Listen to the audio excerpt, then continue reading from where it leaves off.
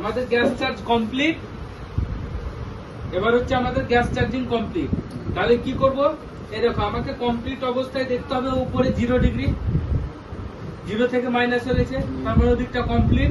আর এখানে back pressure 10 থেকে 15, 10 থেকে 15। হ্যাঁ এই দেখো 10 আর 20 মিডিলে আছে, মানে 15 হয়ে গেছে। তার মানে আমার gas charging success, complete. Clear? বুঝতে পেরেছো? জোরে বলো, বুঝতে বলো। বুঝতে পেরেছো তো? আচ্ছা ঠিক আছে, তাহলে এবার বন্ধ করে দিই। আচ্ছা কি করবো তাহলে, এই রানিং অবস্থাতে কিন্তু এটা, হ্যাঁ বন্ধ করলে হবে না। বন্ধ করলে গ্যাসের ব্যাগটা কিন্তু আবার নিচে চলে আসবে। হ্যাঁ রানিং অবস্থায় আমাকে এটাকে খুলে নিতে হবে।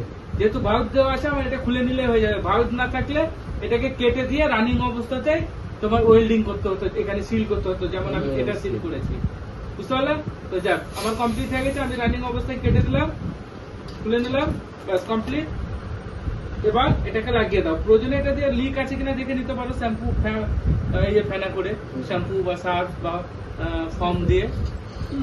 যাক এটা আমার যেহেতু জানা আছে, ভালো আছে, আমি আর এটা করছি না। ক্লিয়ার?